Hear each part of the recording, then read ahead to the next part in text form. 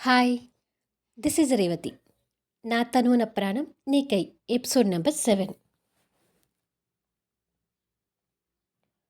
Maithili topic తీసుకురాగానే శ్రేయ గుండె వణుకుతూ, వాళ్ళ గురించి ఇప్పుడు ఎందుకు అడుగుతున్నావు ఆర్య? అని అడుగుతుంది భయంగా. మామూలుగానే అడుగుతున్నాను. మైథిలి వాళ్ళు నీకు టచ్‌లో ఉంటారు కదా! ఆ ఉద్దేశంతోనే అడుగుతున్నాను అంటాడు ఆర్య ఫైల్స్ చూస్తూ. శ్రేయ ఫేక్ స్మైల్ ఇస్తూ, వారితో నేను టచ్‌లో ఉండి కూడా చాలా ఏళ్ళవుతుంది ఆర్య. మా అక్కకి పిల్లలు పుట్టి జర్మనీలో హ్యాపీగా సెటిల్ అయిన తర్వాత నేను తన గురించి ఇంకా ఎక్కువ పట్టించుకోవడం లేదు అంటుంది. అలాగా అంటాడు ఆర్య తన మాటలు నమ్ముతూ. అవును, ఇంతకీ కళ్యాణ్ ఇండియా వెళ్ళాడు కదా! మైథిలి గురించి కళ్యాణ్‌కి ఏమైనా తెలిసిందంటనా? అని అడుగుతుంది అనుమానంగా చూస్తూనే. వాడికైనా ఏం తెలుస్తుంది? అలాంటిదేమీ లేదు అంటాడు ఆర్య. సో, ఇప్పటి వరకు కళ్యాణ్‌కి మైథిలి గురించి ఏమీ తెలీదన్నమాట.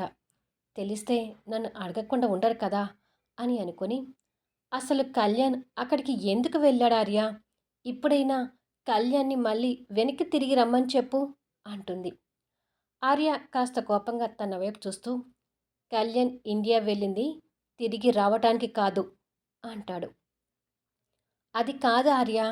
కళ్యాణ్ ఇక్కడ ఉన్నప్పుడే కాస్త ప్రశాంతంగా ఉన్నాడు కదా! మళ్ళీ అక్కడికి వెళ్ళడం ఎందుకు? అని అడుగుతుంది. ప్రశాంతంగా ఉన్నాడని వాడు నీకు చెప్పాడా? అని అడుగుతాడు. ఈ 5 ఏళ్లలో కళ్యాణ్ నాతో ఒక్కసారైనా మాట్లాడింది నువ్వు చూసావా నాతో చెప్పడానికి? అని అడుగుతుంది. మరింకెందుకు కళ్యాణ్ మీద పిచ్చిగా ఆశలు పెట్టుకుంటున్నావు? అడుగుతాడు ఆర్య. శ్రేయ సమాధానం చెప్పకుండా మౌనంగా ఉండిపోతుంది. కళ్యాణ్ ఇక్కడ ఉన్నా కూడా వాడు ఎప్పుడూ ప్రశాంతంగా లేడు. మైథిలి ఆలోచనతోనే ఉండిపోయాడు. ఆ ఆలోచనలతోనే మళ్ళీ ఇండియా వెళ్ళాడు. ఐశ్వర్య నిలయం అంటే వాడికి చాలా ఇష్టం. మళ్ళీ ఆ నిలయంలోనే ఉంటూ చెర్రీని అక్కడ స్కూల్లో చదివించాలని వాడి కోరిక. మొన్ననే చెర్రీని కూడా లిటిల్ ఫ్లవర్ స్కూల్లో జాయిన్ చేశానని చెప్పాడు అని అంటాడు. స్కూల్ పేరు వినగానే శ్రేయ హార్ట్ ఫాస్ట్గా కొట్టుకోవటం మొదలై, ఓ గాడ్! జెర్రీ జాయిన్ అయిన స్కూల్లోని మైథిలి టీచర్గా చేస్తుంది.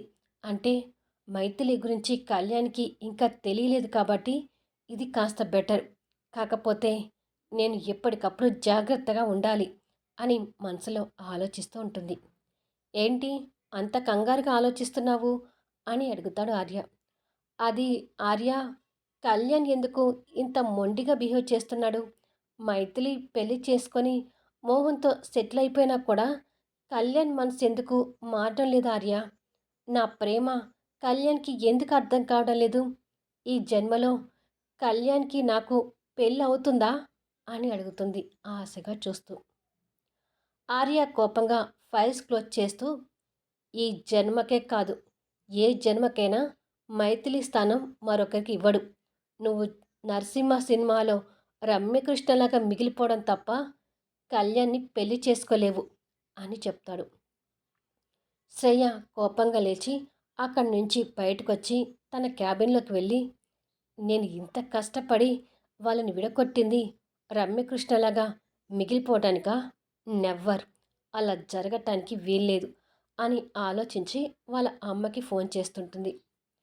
హలో బేబీ, ఏంటో చెప్పమ్మా అంటుంది మల్లిక. ఆ కళ్యాణ్ చెర్రీని తీసుకుని ఇండియా వచ్చాడమ్మా. మైథిలి టీచర్గా చేస్తున్న స్కూల్లోనే చెర్రీ కూడా జాయిన్ అయ్యాడు.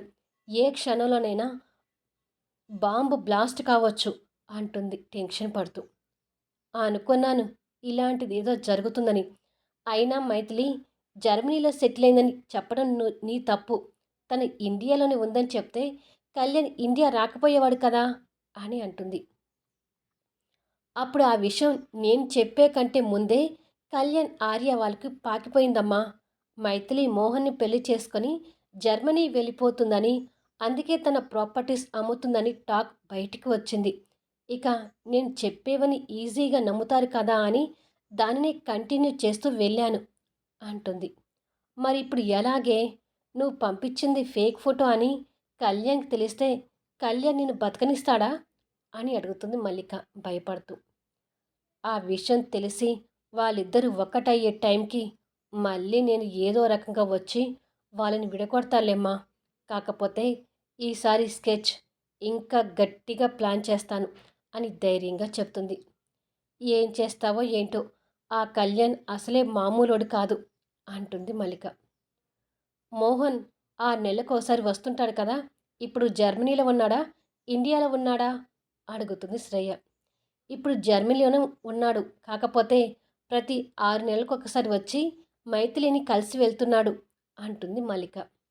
సరేలమ్మా, బాంబు బ్లాస్ట్ కాకుండా జాగ్రత్త పడుతూ సిచ్యువేషన్కి తగ్గట్టుగా వెళ్తుంటాను, ఇక ఉంటాను అని చెప్పి ఫోన్ పెట్టేసి ఆలోచనలో పడుతుంది. 4 రోజుల తర్వాత చెర్రీ మళ్ళీ స్కూల్కి వస్తాడు. లంచ్ టైంలో బయటకు వచ్చిన చెర్రీని చూసి మైథిలి సంతోషపడుతూ నవ్వుతూ దగ్గరికి వెళ్ళి, హౌ ఆర్ యూ చెర్రీ, నీ దెబ్బ తగ్గిపోయిందా అంటూ మోకాల వైపు చూస్తుంది. చెర్రీ సమాధానం చెప్పకుండా పెహ్ అన్నట్టుగా కాస్త కోపంగా గుడ్లు తిప్పుకుంటూ చూసి మూతి తిప్పుకొని క్లాసులోకి వెళ్ళిపోతాడు. చెర్రీ ప్రవర్తనకు ఆశ్చర్యపోతూ, చెర్రీ ఏంటి నాతో ఇలా బిహేవ్ చేస్తున్నాడు అని అనుకుంటూ చెర్రీ వెళ్ళిన క్లాస్లోకి చూస్తుంది. మిగతా స్టూడెంట్స్తో చెర్రీ నవ్వుతూ మాట్లాడుతుంటే చెర్రీని అపురూపంగా చూస్తుంటుంది. కాసేపు అలాగే చూసి బాబు కూడా ముచ్చటగా ఉన్నాడు. చెర్రీని చూస్తుంటే నా అశ్వథ్ గుర్తొస్తున్నాడు అని బాధగా అనుకొని అక్కడి నుంచి వెళ్ళిపోతుంది. చెర్రీ స్కూల్కి రాని ఈ 4 రోజుల్లో అన్వి మిగతా బాయ్ స్టూడెంట్స్తో కలిసిపోయి మాట్లాడుతుంటుంది. చెర్రీకి అది ఇష్టం లేనట్టుగా చూస్తూ, ఏ రౌడీ బేబీ, నువ్వు నాతోనే మాట్లాడాలి, ఇంకెవరితో మాట్లాడొద్దు అని డిమాండ్ చేస్తుంటాడు. ఎందుకు మాట్లాడకూడదు, నేను అందరితో మాట్లాడతాను అంటుంది అన్వి అమాయకత్వంగా. మాట్లాడొద్దని చెప్తున్నాను కదా అంటాడు చెర్రీ అదే డిమాండ్తో. నువ్వు అలా చేస్తే నీ పప్పిషయం చూశానని నేను అందరికీ చెప్తాను అంటుంది అన్వి. అలా చెప్తే నీ మీద మా డాడీకి చెప్తాను అంటాడు ఏడుపు మొహం పెట్టుకుంటూ. అప్పుడు మీ డాడీకి మా డాడీకి గొడవలవుతాయి, అది నీకు ఇష్టమా అని అడుగుతుంది అన్వి. ఇష్టం లేదు, మా అమ్మ ఎప్పుడు డాడీతో క్లోజ్గా ఉండాలి, అదే నాకు ఇష్టం అంటాడు చెర్రీ అమాయకంగా. అయితే నీ పప్పు విషయం గురించి ఎవ్వరికీ చెప్పనులే అంటుంది అన్వి.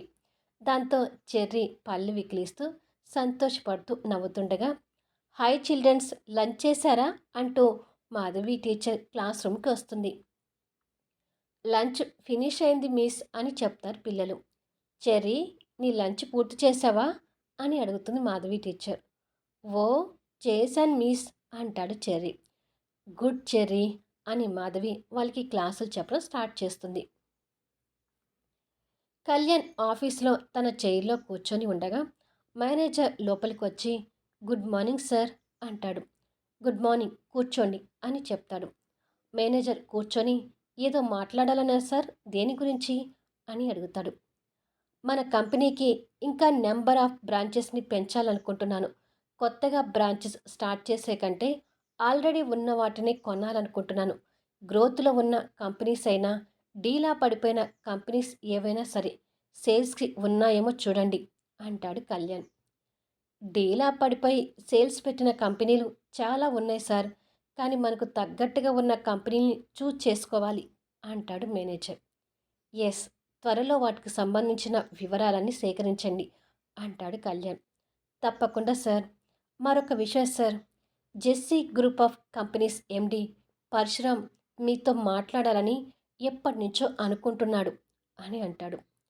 కళ్యాణ్ ఆలోచిస్తూ, పరశురామ్ అంటే ఈ కంపెనీలను కొనాలని చూసిన వ్యక్తే కదా అని అడుగుతాడు. అవును సార్, ఈ కంపెనీలను తనకు అమ్మమని మైథిలి మేడం కూడా కాస్త ఫోర్స్ చేశాడు అని అంటాడు. అది వినగానే కళ్యాణ్ అతని మీద కాస్త కోపం తెచ్చుకుంటూ, అలాంటి వ్యక్తితో నేను మాట్లాడి నా టైం వేస్ట్ చేసుకోను అంటాడు కోపంగా. అతను ఎప్పటి నుంచో మీతో మాట్లాడాలనుకుంటున్నాడు సార్, బిజినెస్ పర్పస్ మీద మిమ్మల్ని కలవడానికి ఇంట్రెస్ట్ చూపిస్తున్నాడు అని అంటాడు. అది దేనికైనా కావచ్చు, ఇప్పుడు అతనితో మాట్లాడడానికి నాకు ఇంట్రెస్ట్ లేదు. మళ్ళీ ఎప్పుడైనా చూద్దాంలే అంటాడు కళ్యాణ్. సరే సార్ అని చెప్పి మేనేజర్ వెళ్ళిపోతాడు. కళ్యాణ్ ఆలోచిస్తూ ఆ పరశురాం ఏ ఉద్దేశంతో ఈ కంపెనీని కొనాలనుకున్నాడో తెలియదు కానీ ఆ తింగర్ది నా విషయంలో తొందరపడినట్టుగా అతని విషయంలో తొందరపడి కంపెనీలను అతనికి అమ్మలేదు. ఇది కాస్త బెటర్ అని అనుకొని పక్కనే ఉన్న పిఏ చైర్ వైపు చూస్తాడు. సడన్గా పిఏ స్థానంలో మైథిలి ఉన్నట్టుగా అనిపిస్తూ, నువ్వు అనుకుంటున్నట్టుగా నేనేమి తింగర్దాన్ని కాదులే కళ్యాణ్ అని కోపంగా చెప్పినట్టుగా అనిపిస్తుంటుంది. ఆ ఊహకు కళ్యాణ్ చిన్నగా నవ్వుకొని చైర్లో నుంచి లేచి ఆ చైర్ దగ్గరికి వచ్చి పిఏ చైర్ని పట్టుకొని, ఈ చైర్లో నువ్వు ఆ చైర్లో నేను కూర్చొని ఎన్ని గిల్లి కజ్జాలు పెట్టుకున్నామో అంటూ అప్పటి కొన్ని మధుర స్మృతులను గుర్తు తెచ్చుకొని, ఒక్కసారైనా నిన్ను చూడాలనిపిస్తుంది మైథిలి. కానీ నిన్ను చూడాలనిపించే కోరిక ఇక ఎప్పటికీ తీరదేమో అని అనుకుంటూ ఉండగానే తన మీద ప్రేమతో కళ్ళల్లో నీళ్లు తిరుగుతుంటాయి. నైట్ చెర్రీ కళ్యాణ్ దగ్గర పడుకొని స్కూల్ విశేషాల గురించి మాట్లాడుతూ ఉంటాడు. ఆ మైతో మిస్ నాతో మాట్లాడాలని చూసింది డాడ్, కానీ నేనే మాట్లాడకుండా వెళ్ళిపోయాను అని చెప్తాడు. తప్పు చెర్రీ, టీచర్స్తో అలా ఉండకూడదు. తను మాట్లాడినప్పుడు నువ్వు కూడా మాట్లాడవచ్చు కదా అంటాడు. నో డాడ్, ఆ మైతో మిస్ అస్సలు మంచిది కాదు.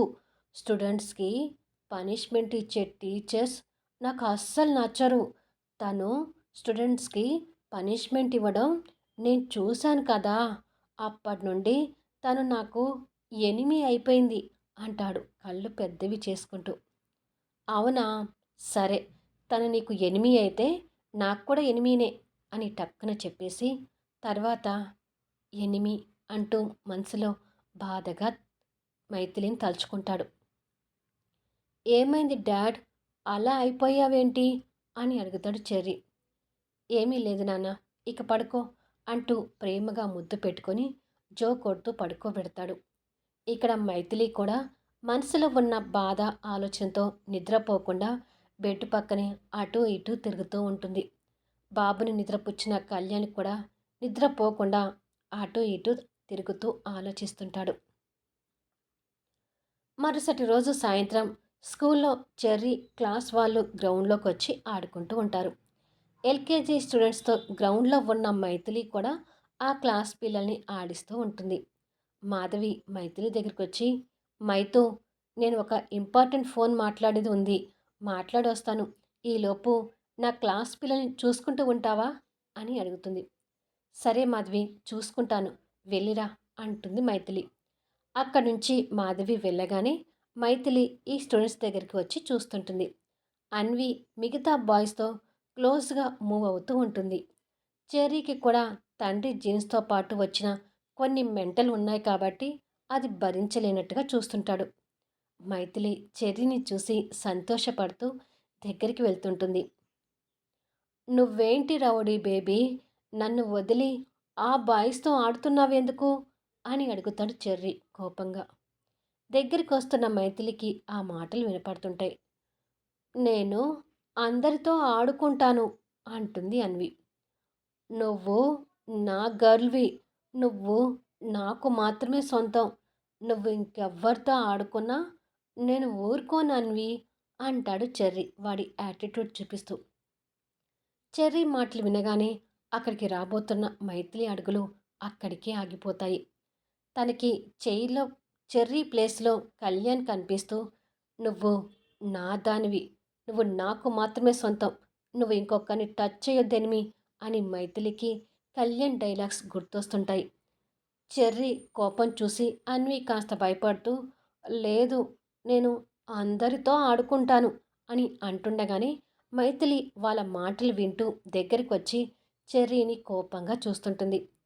చెప్తున్నది నీకే, నువ్వు నా గర్ల్వి, నువ్వు నాకు మాత్రమే సొంతం, నువ్వు నాతో తప్ప ఇంకెవ్వరితో ఆడుకున్నా నేను ఊరుకోను అంటూ చెర్రీ అన్విని కొట్టబోతుండగా కళ్యాణ్ రూపంలో కనిపిస్తున్న చెర్రీ చెంప మీద మైథిలి ఒక్కటి పీకుతుంది.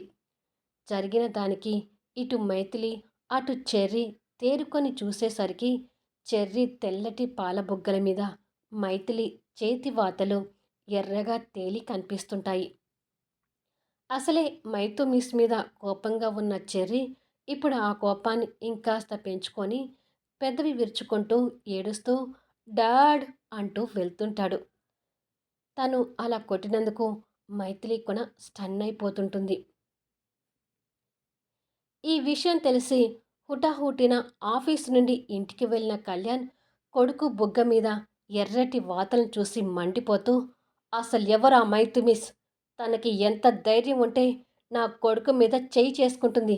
తన అంతు చూసే వరకు వదిలిపెట్టను అంటూ గొంతు చించుకుంటూ శివుడు కోపాగ్నితో మూడో కన్ను తెరిచి శివతాండవం చేస్తున్నట్టుగా చేస్తుంటాడు. ఆ తర్వాత ఏం జరుగుతుంది అనేది నెక్స్ట్ వీడియోలో చూద్దాం. ఈ వీడియో ఎలా ఉంది అనేది కామెంట్స్లో తెలియచేయండి. అలాగే లైక్స్ ఇచ్చి సపోర్ట్ చేయండి.